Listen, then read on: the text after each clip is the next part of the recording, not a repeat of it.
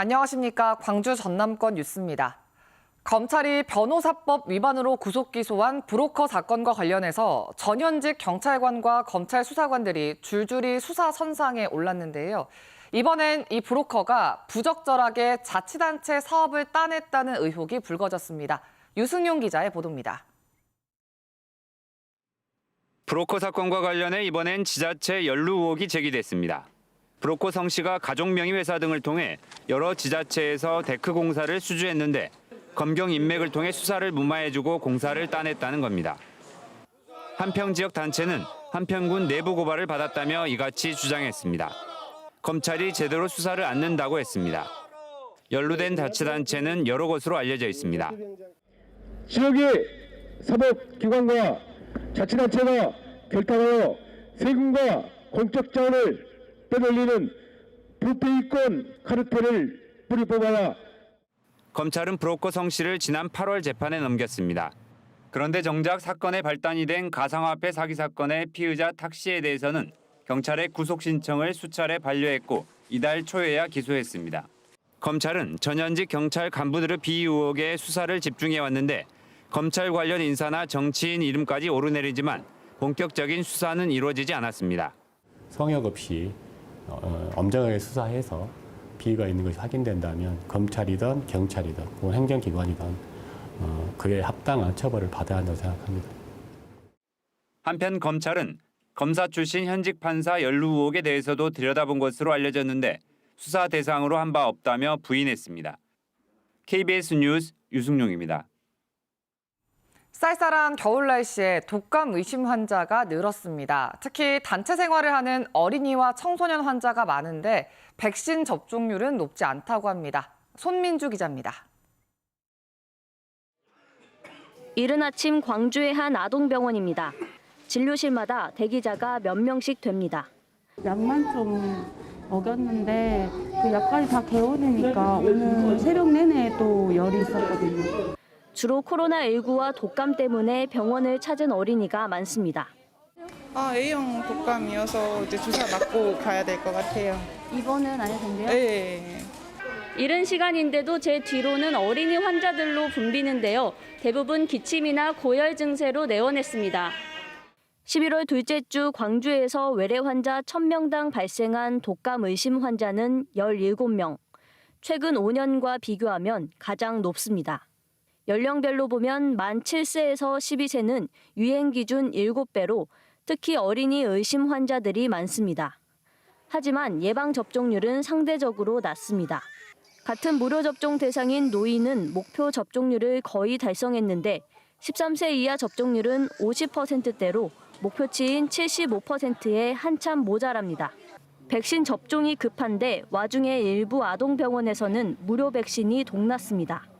최근 독감 환자가 증가하여 그 일부 의료기관에서 백신이 다소 부족한 의료기관이 종합적으로 분석해 보면 저희시는 백신이 부족하지는 않는 편입니다.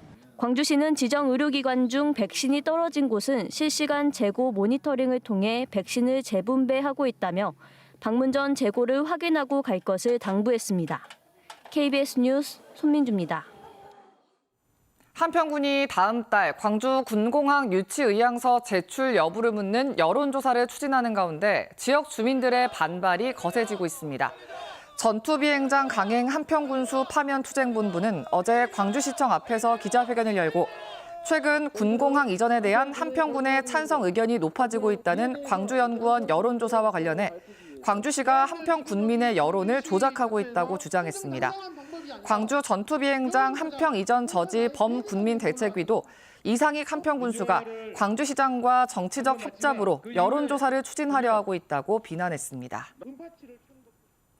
이주호 부총리 겸 교육부 장관이 오늘 무안에서 열리는 글로컬 대학 간담회에 참석해 지역 주도 교육 혁신 방안을 논의합니다. 교육부와 순천대는 이 부총리가 오늘 전남 인재평생교육진흥원에서 개최되는 글로컬 대학 간담회에서 광주와 전남 지역 유일의 글로컬 대학으로 선정된 순천대와 전라남도 관계자 등과 함께 전남의 혁신 동력을 창출하기 위한 지역대학의 역할을 논의한다고 밝혔습니다. 이 부총리는 글로컬 대학 간담회 이후 전라남도 교육청에서 열리는 찾아가는 교육발전특구 설명회에도 참석할 예정입니다. 영암과 해남 사이에 위치한 영암호는 우리나라에서 가장 큰 인공 담수호인데요. 전라남도가 영암호를 관광 레저 거점으로 육성하기 위한 첫걸음을 내딛었습니다. 김정대 기자입니다. 영암 3호읍과 해남 산이면에 둘러싸여 있는 영암호입니다. 영산강에 방조제를 지어 만들어진 42제곱킬로미터의 인공 담수호로 드넓은 간척지와 철새 도래지로 유명합니다. 특히 방조제를 사이에 두고 해수와 담수가 나뉘는 지리적 특성으로 관광객과 낚시꾼이 몰리는 명소이기도 합니다. 그동안 농업용수로만 활용됐던 영암호를 전라남도가 관광 레저 거점으로 육성하기로 했습니다. 그 첫걸음으로 영암군과 해남군 등 관계 지자체와 지역 대학, 개발업체 등과 업무 협약을 맺었습니다. 내년부터 오는 2033년까지 3단계에 걸쳐 14개 사업 7,400억 원을 투입할 계획입니다. 대표적으로 영암호에 요트와 모터보트 등 수상 레저를 즐길 수 있는 마리나 시설이 설치되고 솔라시도 기업도시 개발이 한창인 인근 삼포지구와 구성지구에는 특급 호텔을 조성한다는 구상입니다. 이를 통해 전라남도가 추진하고 있는 남해안권 관광벨트의 거점으로 삼고 솔라시도 조기 활성화에도 기여한다는 보관입니다. 광주에서 F1 경기장 있는 데까지 또 아우토반, 무제한 고속도로까지 건설된다고 하면은 앞으로 서남권 기업도시가 남해안 관광벨트의 핵심 거점으로서 큰 역할을. 전라남도는 올해 안에 영암호 관광 레저 기반 구축을 위한 기본 구상 용역을 마무리하고 내년부터 본격적인 국비와 민간 자본 투자 유치에 나설 방침입니다. KBS 뉴스 김정대입니다. 여수시가 드론을 이용해서 섬과 육지에 물류를 배송하는 실증 사업을 추진하고 있습니다. 여수시는 돌산 진모지구에서 드론 실증 사업 시연회를 갖고 전복회와 김밥, 의료용품 등을 섬과 육지로 각각 배송했습니다. 여수시는 금오도와 개도, 송도 등 섬 지역과 돌산 진모지구 등 4곳에 드론 2착륙장을 조성했고 관제와 교육을 위한 드론 스테이션도 내년 초에 준공할 예정입니다. 공공연대 노동조합 순천만 국가정원지회는 어제 순천시청 앞에서 기자회견을 열어 농성장 철거를 중단하고 고용 안전 방안 마련을 위한 대화에 나서라고 촉구했습니다. 국가정원지회는 순천시가 지난 9월 말 농성장 천막 한 동에 대해 과태료 102만 원을 납부하라고 독촉한 데 이어 최근 행정 대집행도 계고했다며 이같이 주장했습니다. 이에 대해 순천시는 신청사 공사를 앞두고 안전 통행로를 확보하기 위해 농성장을 자진 철거하라고 3차례 계고장을 보냈다며 다음 달 초에는 행정 대집행에 나서겠다고 밝혔습니다. 어젯밤 11시 10분쯤 목포시 산정동의 한 아파트 1층에서 불이 나 20여 분 만에 진화됐습니다. 이 불로 80살 A씨와 77살 B씨가 크게 다쳐 병원으로 옮겨졌고 소방서 추산 800여만 원의 재산 피해가 났습니다. 또 아파트 주민 10여 명이 대피했습니다. 경찰과 소방당국은 합동 정밀감식을 통해 정확한 화재 원인을 조사할 계획입니다.